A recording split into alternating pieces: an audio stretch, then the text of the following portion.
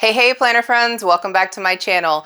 My name's Kate and I'm your host of Functional Planning. In today's video, we're going to talk about something that has driven me crazy for years and plagues many of you online. If you're a planner perfectionist like me, the last thing that you want to do in your beautiful, beautiful notebook or planner is use whiteout or line through something. We are going to talk about creating a templated approach to populating your planner so there's never anything in the way when you go to write something down. Let's get into it.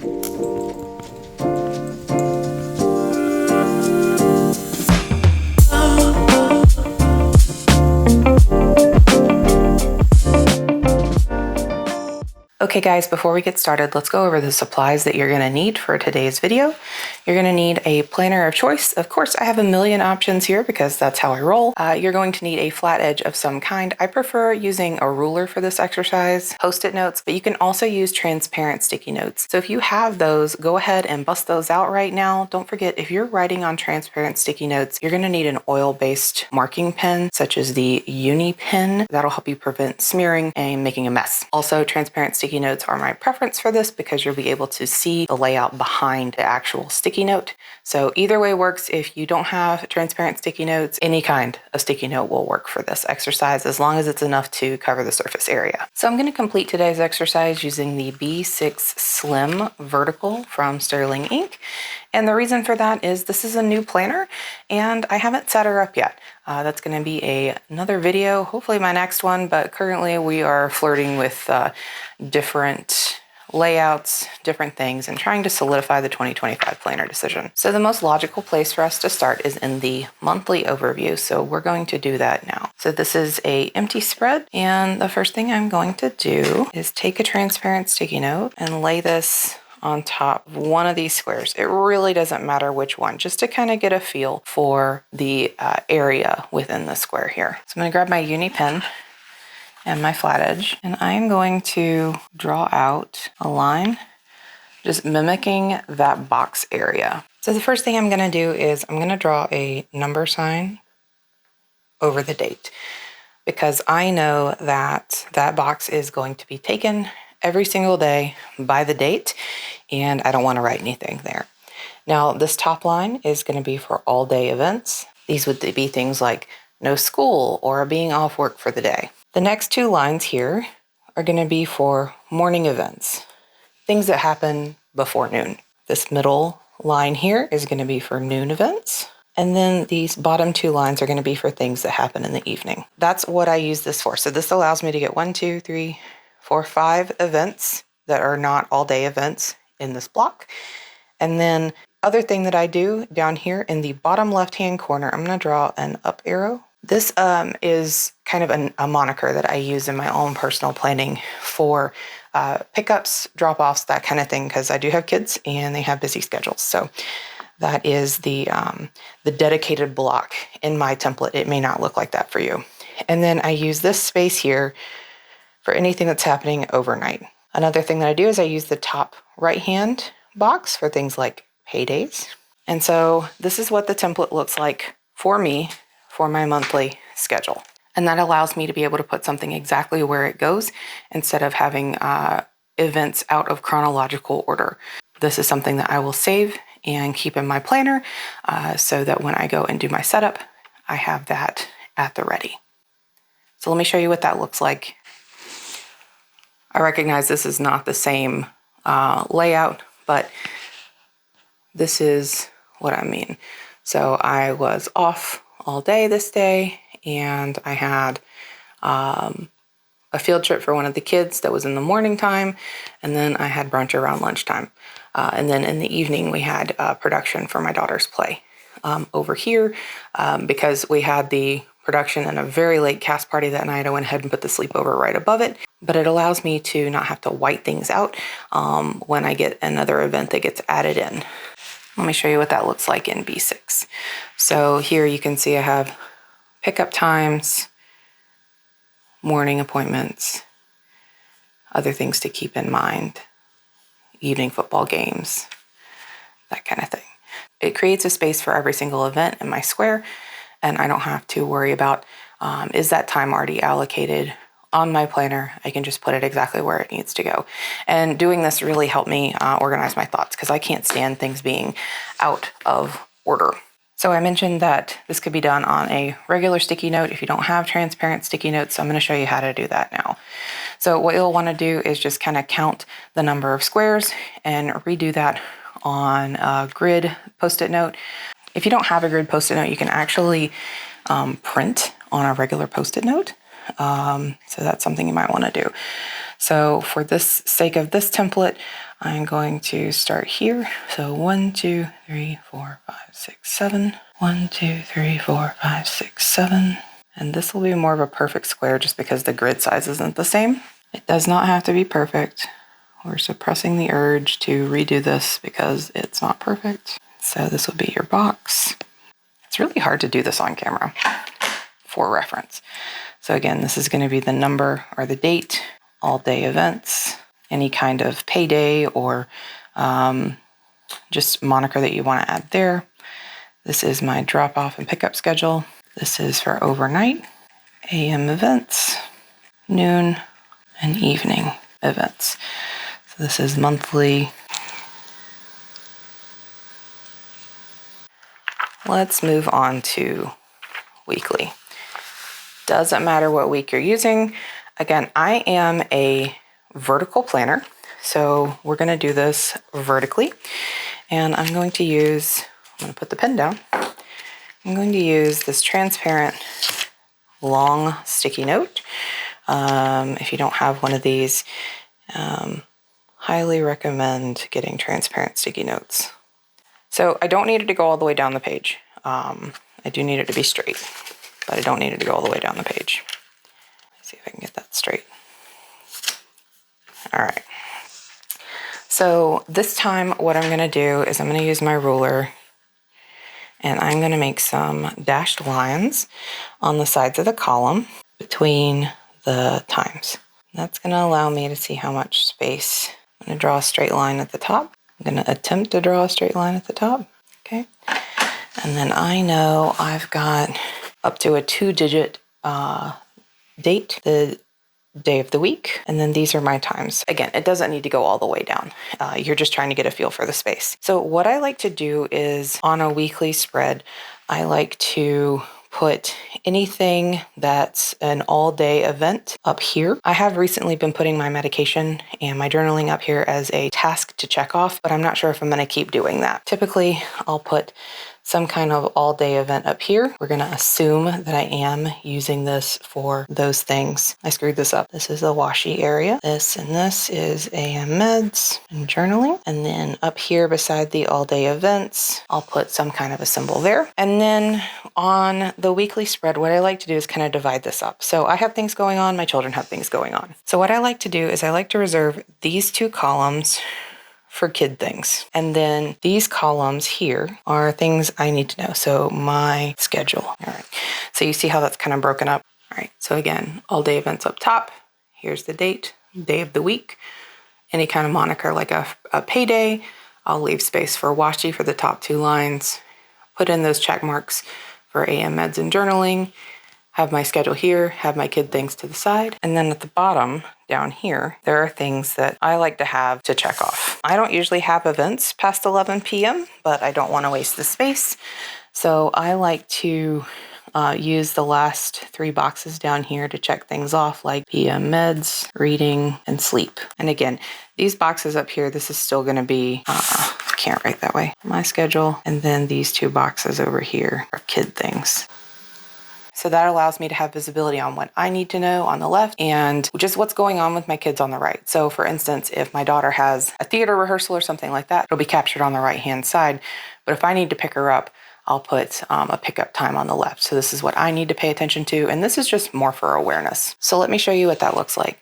So this is a B6 spread that I've done, and you'll be able to see that my events are on the left-hand side, and then I have staggered events in here for my kids. So I have chess club for my son, and then tech crew for theater for my daughter.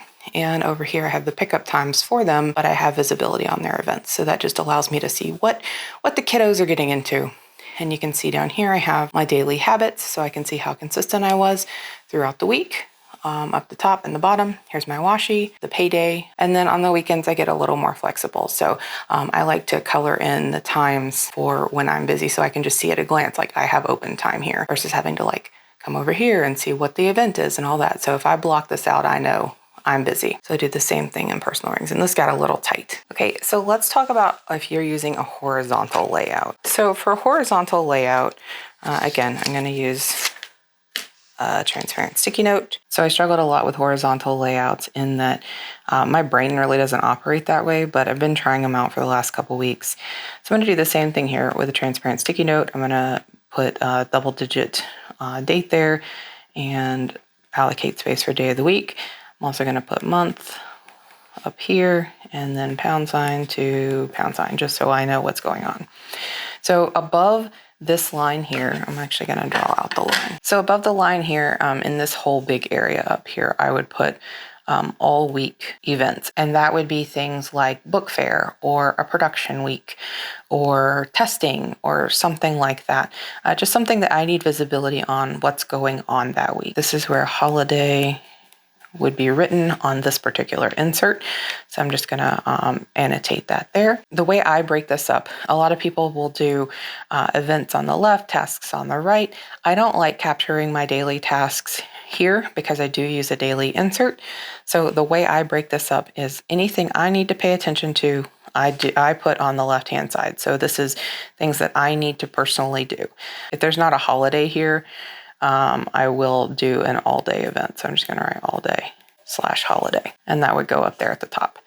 And then this would be AM events, noon, PM events. Down here, I'll have my pickup or drop-off schedule for my children. And then this would be overnight things. Okay. So again, these are things that I need to pay attention to. I need to pick up a child. I need to go to a party, I need to run an event, that kind of thing on the left. I like to use this line here for things like no school because this directly affects both me and the kids, and I use the right-hand side of this for my children. Over here, I'll use a sticker or something. We're going to use an asterisk for the purposes of this video, and let's say we have chess club that day. I'll write 4 p.m. chess. And I know that that is a child event that I just want to know what's going on, but I don't necessarily need to do anything. Or I'll write a production schedule. So we just did the Charlotte's Web. So there's the Charlotte's Web show or a cast party. And obviously a cast party wouldn't happen on a Monday, but you get the picture. So again, this is all kid things on this side. And then all the stuff on the left is me. So let me show you that a little bit closer so that you can see what's going on. All right, and I'll give you an example of what this looks like. Last week was a much better example. So you can see my work schedule's over here, things I need to do, and then I had events for my children over here, and then use that line for no school. And then I do the same thing on the weekend. For the dailies, I'm gonna bust out a very large transparent sticky note. I love these, just because I want to be able to capture a bunch of things on here. So I'm actually going to put it this way. So hopefully the double grid doesn't bother you, but daily and weekly pages are where the magic happens. Okay, the excess was bothering me on the bottom, so here we are. So I'm thinking about using these. You've seen them in my journal, I'm sure, but I'm thinking about using these as a date to put my dailies in. So just gonna use this clear box to kind of see the space that that's going to take up. So it looks like 3 across and 4 down. I don't like to write in the far left-hand side of a planner, so that allows me to not do that. All right, so this is going to be my date. All right, so I'm just going to pull some washi tape up here just for kind of sizing. Just yank that off. So I now have my dedicated washi area, and I do like to either, like I said, use washi or use a highlighter if I'm in a hurry. And I like to write the day of the week. Previously, before I wasn't using these. So I don't know if I was writing the day of the week and the date and then some kind of a sticker. So maybe I won't. Maybe I'll just put like day of the week down here or something and write on the washi paper itself. It has these day of the week on there, so maybe I'll just circle it. I don't know. But I like having my washi tape there. All right, so on the left-hand side, I like time blocking. Like I said, I mentioned I am a vertical planner. So let's see how this goes, because I actually haven't done this in a B6 slim size. And of course, this is gonna be smaller because the grid is smaller. I'm just trying to give you guys an example. 9. I know I can fit a whole, my whole time schedule over here, so I'm not really worried about that. And what I'm gonna do is I'm gonna do the same thing here that I did in my weeks. So these first 3 blocks or so is gonna be me, and the last 2 blocks over here is gonna be kids.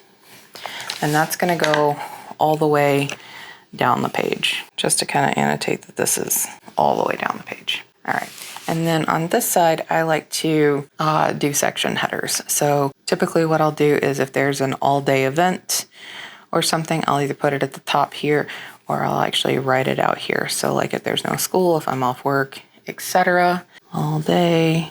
And then I like to give myself some space and then go into my different header sections.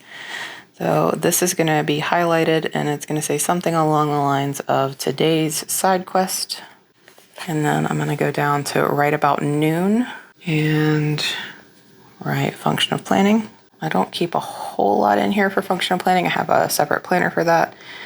And then I like to write my activity. So there's only 3 things here. So that's going to be, did I hit 10K steps? Did I do 90 minutes of active time? And did I burn at least 500 calories? And then I'll leave these blank to fill in, and they'll either get an X or a check mark at the end of the day. And then down here, I will probably be writing things along the lines of my food log. I recognize that's not centered, but I'll just put like a B for breakfast, an L for lunch, a D for dinner, and just kind of capture what I ate that day, because wellness is important to me.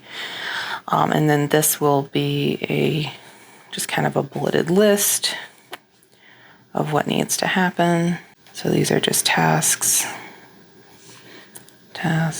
And then if I have room for a sticker or something, I might put it down here. Again, these are really functional pages, so that might not happen, or I might put a sticker up here. New sizes, you just kind of have to play with it.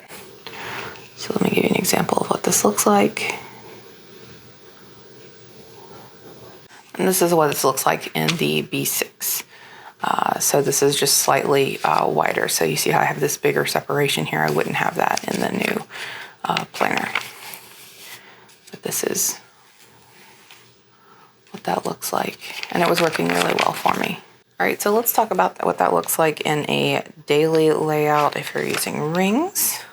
And I have one insert left in here. All right, so I'm just gonna lay a sticky note over here. These are pretty well-defined spaces, so I don't feel like I need as much on this page.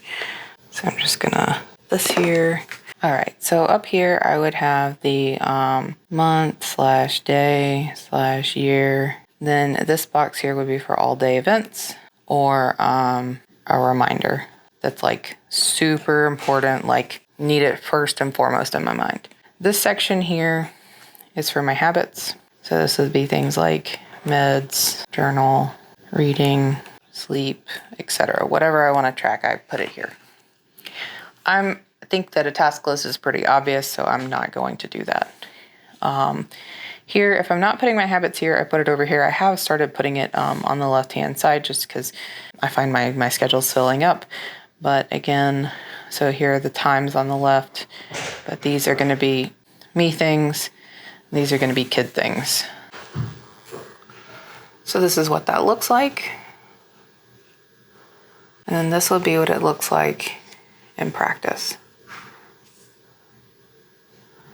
So kid things on the right, things for me on the left. And I can flip through a couple of these to kind of give you a better idea. So this works with different kinds of inserts. With stickers, without stickers.